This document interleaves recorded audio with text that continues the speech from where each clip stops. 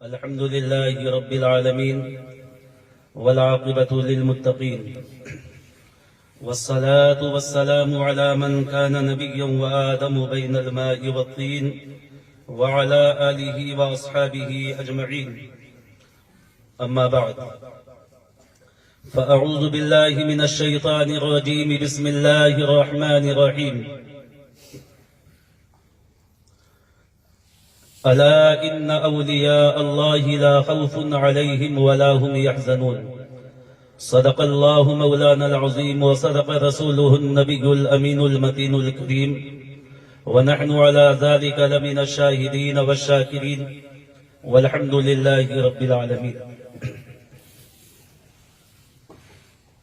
نہایت ہی عقیدت و احترام کے ساتھ ایک مرتبہ بآواز بلند درود پاک پڑھ لیجیے. اللہم صلی علی سیدنا و شفیعنا و حبیبنا و نبینا و مولانا محمد وعلى آل سیدنا و مولانا محمد كما تحب وترضى بأن تصلي عليه صلاة وسلاما عليك سيدي يا رسول الله يا حبيب الله يا نبي الله.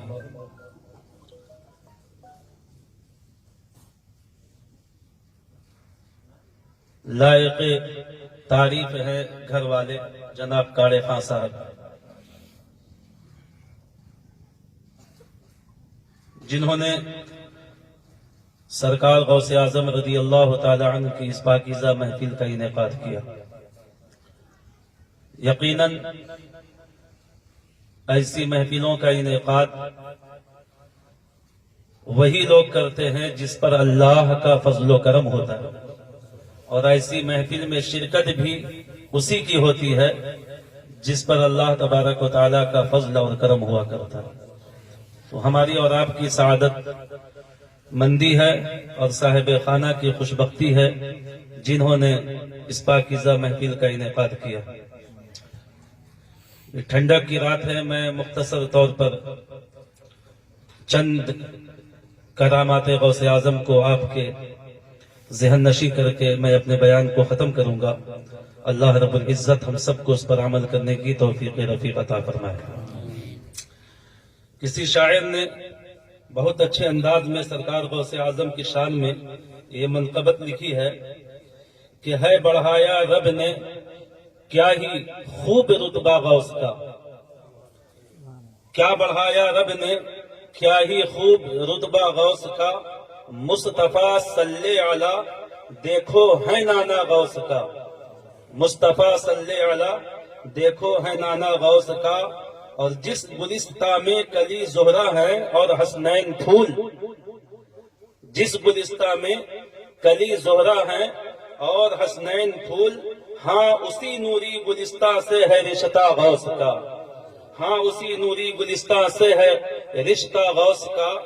اور آگے شاعر لکھتا ہے ایک نگاہ با اثر سے ہو گیا ابدال وہ، ایک نگاہ با اثر سے ہو گیا ابدال وہ، جو چرانے کے لیے آیا تھا جبہ غوث کا، جو چرانے کے لیے آیا تھا جبہ غوث کا.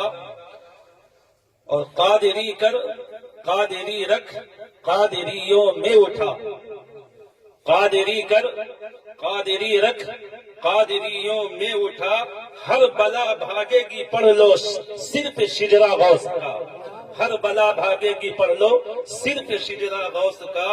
اور دیکھنا شاہ پیمبر کے کرم سے دوستو، دیکھنا شاہ پیمبر کے کرم سے دوستو، حشر میں بے خوف ہوگا نام لیوا غوث کا، حشر میں بے خوف ہوگا نام لیوا غوث کا. اور آ گئی 12 برس کی ڈوبی کشتی بحر سے، بحر مانے سمندر، آ گئی 12 برس کی ڈوبی کشتی بحر سے، ہو گیا ہے جس گھڑی ادنا اشارہ غوث کا، ہو گیا ہے جس گھڑی ادنا اشارہ غوث کا. اور دشمن دی مات دے ہم کو ضیا ممکن نہیں، دشمن دی مات دے ہم کو ضیا ممکن نہیں، کیونکہ لاکھوں شیر پر بھاری ہے کتا غوث کا، کیونکہ لاکھوں شیر پر بھاری ہے کتا غوث کا۔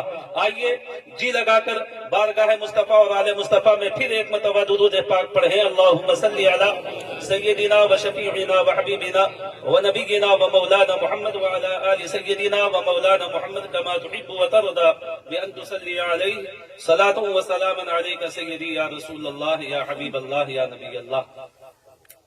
محترم سامعین، نہایت ہی مشہور و معروف آیہ پاک کو میں نے آج کے لیے عنوان سخن بنایا۔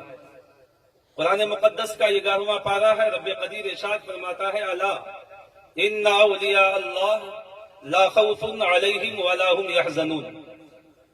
اتنی مشہور و معروف آیہ پاک ہے کہ اگر اس کا ترجمہ نہ بھی کیا جائے تو آپ کہیں گے ضرورت بھی نہیں ہے۔ اس لیے کہ ابھی مجھ سے پہلے جناب عزت مآب مولانا غلام فرید صاحب نے اسی آیہ مبارک پر اپنا خطاب نایاب کیا۔ پروردگار عالم ہم سب کو اس پر بھی عمل کرنے کی توفیق رفیق عطا فرمائے۔ بہرحال ہم اور آپ جس شخصیت اور جس ذات کی محفل میں جلوہ فروز ہوئے ہیں، اس شخصیت کی عظمت و رفعت کما حقہ ہم جیسے کم فہم اور کم علم کے لیے ممکن نہیں ہے کہ میں اس ذات کی عظمت و رفعت کو پہچان سکوں۔ اس لیے کہ خود سرکار غوث اعظم رضی اللہ تعالی عنہ کی والدہ ماجدہ بی بی ام الخیر فاطمہ رضی اللہ تعالی عنہا آپ فرماتی ہیں کہ جب سرکار غوث اعظم اپنے باپ کی صلب سے جب میرے شکم میں وہ منتقل ہوئے اور ابھی میرے پیٹ میں پروان چڑھ رہے تھے کہ گاہے بگاہے جو ہے غیب سے ایک ندا آتی تھی، اور وہ ندا کیا تھی؟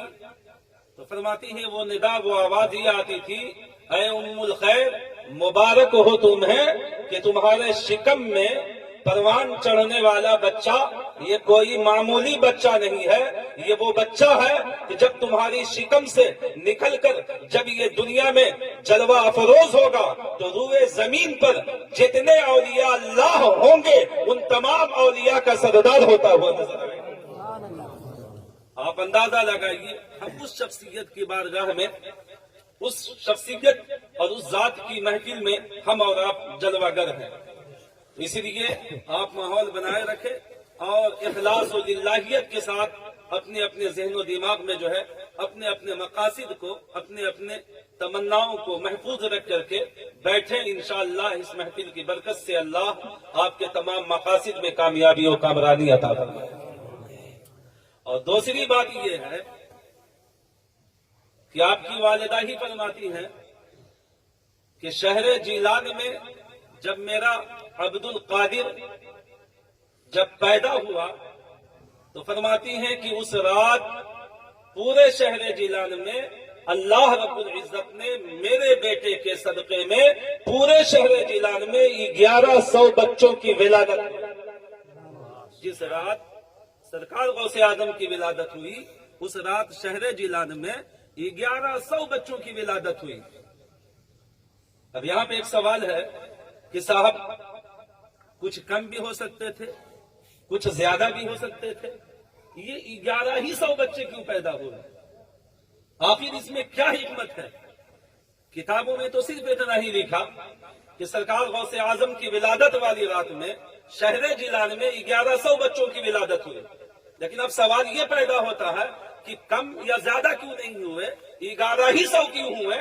تو جب میں نے اس میں غور و فکر کیا تو میں اس مقام تک پہنچا، میرے علم نے یہ جواب دیا کہ سن، اس کی وجہ یہ ہے کہ غوث اعظم کی پیدائش کے صدقے میں اللہ نے جو شہر جیلان میں اسی رات 1100 بچوں کی ولادت کی ہے، وہ تمام بچوں کی جو ولادت ہوئی ہے 1100، وہ صرف اس وجہ سے کہ اللہ آنے والی نسلوں کو یہ بتانا چاہ رہا تھا کہ یہ عبد القادر جب زمانہ گزرے گا اور جب یہ پروان چڑھے گا تو یہ شخص کسی اور نام سے نہیں بلکہ دنیا انہیں 11ویں والے کے نام سے جانے گا۔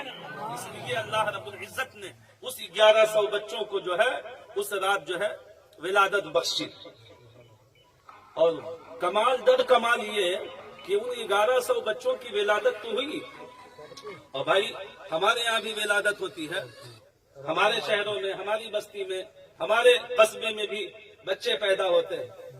اب ایسا تو نہیں ہے کہ اگر ایک رات میں جتنے بچے پیدا ہوئے یا ایک سال میں یا ایک مہینے میں جتنے بچے پیدا ہوئے ہوں وہ تمام بچے سب کے سب حافظ قرآن ہوں، ایسا تو نہیں نا۔ بھائی حافظ بھی ہوتے ہیں، قاری بھی ہوتے ہیں، عالم و فاضل بھی ہوتے ہیں، کوئی ڈاکٹر بھی بنتا ہے، کوئی انجینئر بنتا ہے، کوئی پولیس والا بنتا ہے، کیا کیا بنتے ہیں۔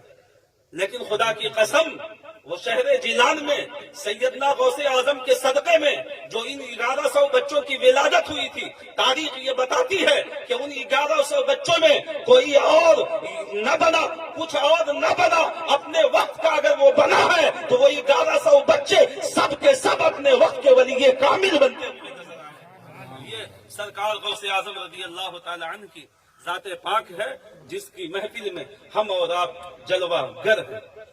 یقیناً اللہ رب العزت نے آپ کو جو منصب اور جو مقام عطا فرمایا ہے، یقیناً ہم جو ہے آپ کی رفعت اور عظمت کو کما حقہ نہیں سمجھ سکتے۔ اور اس وقت میں سرکار غوث اعظم کی شان، ایک بات بتائیے آپ کہ آج اس دھرتی پر بسنے والے جتنے لوگ ہیں ان میں بڑے سے بڑے کرمنلز، بڑے سے بڑے ڈاکو بھی ہیں، چور بھی ہیں۔